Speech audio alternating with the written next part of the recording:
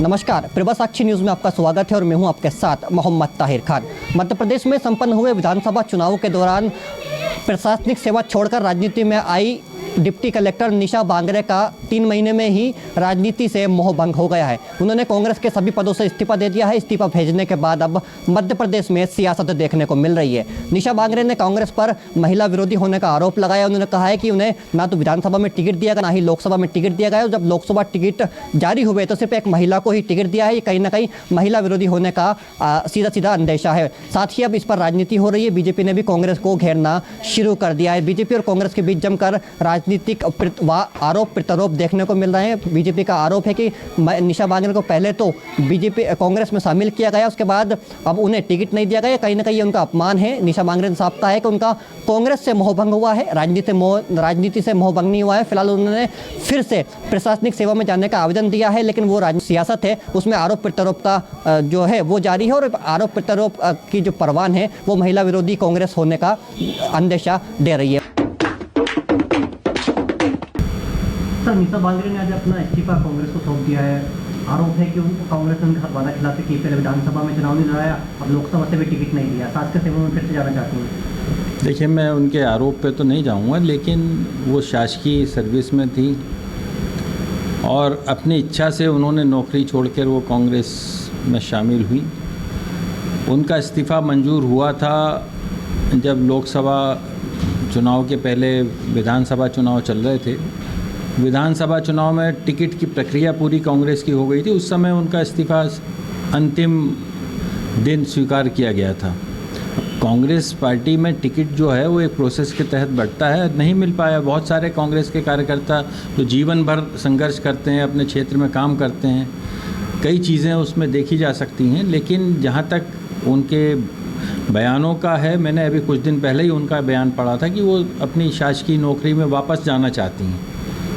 इसलिए जब उन्हें कांग्रेस का प्रवक्ता बनाया गया, उसके आसपास उन्होंने ये बयान दिया था कि मैं अपनी नौकरी वापस जाना चाहती हूँ, क्योंकि परिवार के लोगों का मेरे ऊपर काफ़ी प्रेशर है। तो मुझे लगता है कि इसी वजह से उन्होंने आज कांग्रेस पार्टी के प्रवक्ता पद से इस्तीफ़ा दिया है, जिसे तत्काल प्रभाव से हम लोगों ने स्वीकार किया है।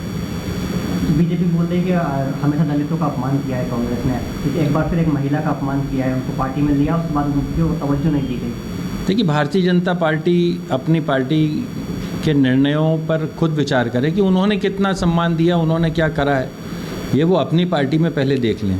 सब निशा बांगरे हैं, प्रशासनिक सेवा में थी, उन्होंने पहले इस्तीफा दिया, कांग्रेस ज्वाइन की और अब वो खुद ही आरोप लगा रही है कि उनके साथ विश्वासघात हुआ है। न विधानसभा में टिकट मिला, न लोकसभा में मिला और अब उन्होंने पार्टी छोड़ दी है कांग्रेस को। देखिए, निशा बांगरे जी को अब दिशा मिल रही है, बहुत अच्छी बात है। और उनको समझ में आया कि कांग्रेस जो है शोषण करने वाली पार्टी है। और आप देखिए, जिस तरीके से निशा बांगरे जी का भी शोषण किया गया, ये दिखता है कि उनको पहले भी बोला आप त्यागपत्र दे दीजिए, त्यागपत्र भी दे दिया उन्होंने, लेकिन उनको उम्मीदवार नहीं बनाया विधानसभा का। फिर अब लोकसभा का भी वो कह रही हैं जिस प्रकार से। तो कांग्रेस सदैव अन्याय करती रहती, महिला विरोधी है। और एक ही सांसद पद के लोकसभा के लिए अभी एक सांसद प्रत्याशी महिला 29 में से एक बना रहे हैं। तो ये कांग्रेस का आप देख लीजिए दोहरा चरित्र नज़र आ जाता है कि ये महिला विरोधी कांग्रेस है। और निशा बांगरे जी भी सही कह रही हैं। अब कांग्रेस को निशा बांगरे जी को तय करना है। आज एक उन्होंने अच्छा कदम उठाया, क्योंकि वो प्रवक्ता थी कांग्रेस की, और तो कांग्रेस से प्रवक्ता रहते हुए वो शासकीय सेवा का आवेदन दे रही थी, तो बिल्कुल ही गलत था, अन्यायपूर्ण था।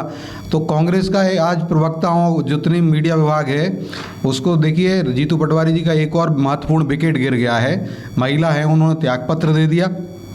और या दूसरे शब्दों में कहें तो जीतू पटवारी जी का बुलडोजर या समतलीकरण का कार्य चल रहा है। बुलडोजर उन्होंने चलाया और निशा बांगरे जी के ऊपर चल गया, जिसके कारण उन कांग्रेस का एक विकेट गिर चुका है।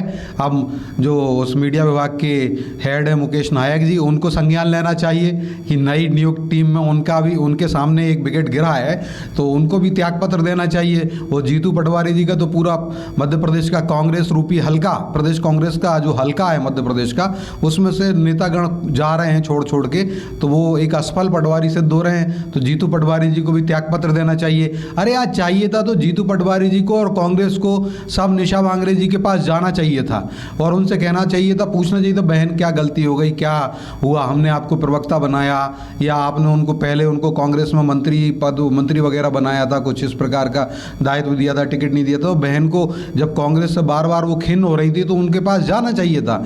ये एक नेता नहीं जाता है और कह रहे हैं कि वहाँ के लोग कि उनका इस्तीफा त्यागपत्र स्वीकार कर लिया। तो देखिए कांग्रेस तो शक्ति विरोधी है, जो राहुल गांधी जी कहते हैं कि वो शक्ति से लड़ रहे हैं, तो आज निशा बांगरे जी भी वो शक्ति की प्रतीक हैं। तो माँ दुर्गा, सरस्वती, लक्ष्मी की जो हम भारतीय जनता पार्टी सब महिलाओं में इन्हीं का रूप देखती है, तो उसी शक्ति से लड़ते हुए कांग्रेस के नेतागण जो है, पदाधिकारीगण, वो स्वीकार भी कर रहे हैं कि उनका त्यागपत्र स्वीकार कर लिया। अरे कांग्रेसियों, आपको जाना चाहिए था, उस बहन के पास जाना चाहिए था, उससे उसके दुख दर्द को पूछना चाहिए था। तो आपने वो तो नहीं किया, लेकिन आपने उनका त्यागपत्र झटपट मंजूर कर लिया। मतलब कि जीतू पटवारी जी कह रहे हैं समतलीकरण करने का, तो समतलीकरण करने वाला काम जरूर कर दिया। अब ये है कि उनकी सरकार है बीजेपी की मध्य प्रदेश में, उन्होंने वापस से शासकीय सेवा में आने का आवेदन दिया है, तो क्या उसको स्वीकार करेंगे, नहीं करेंगे? देखिए ये तो सरकार में विधि सम्मत कार्रवाई होती है, सरकार का विधि विभाग होता है, वह काम वह करता है। लेकिन जिस प्रकार से अभी भी देखा जाए तो निशा बांगरे जी ने जिस प्रकार से दिखावा किया था और पॉलिटिक्स की थी, प्रोपेगेंडा किया था एक शासकीय अधिकारी रहते हुए, तो वो सबने देखा है। तो मुझे ऐसा लगता है, और उन्होंने स्वयं ही त्यागपत्र दिया था, और हाईकोर्ट तक गई थी वो, कि हाईकोर्ट में जाके कहा था कि हमारा त्यागपत्र स्वीकार करवाइए सरकार से। हाईकोर्ट के निर्देश पर वो शासन ने उनका त्यागपत्र स्वीकार किया था। तो अब जब उच्च न्यायालय जाती हैं तो अब इसमें विधिवेदता बताएंगे। लेकिन निशा बांगरे जी भी पूरी तरह से एक्सपोज हो गई कि जिस प्रकार से उनकी महत्वाकांक्षाएं थी, अति महत्वाकांक्षा का शिकार हो गई, कांग्रेस के धोखे का वो शिकार हो गई।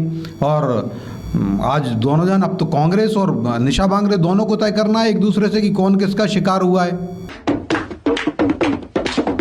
मोहम्मद ताहिर खान, प्रभा साक्षी न्यूज़, भोपाल।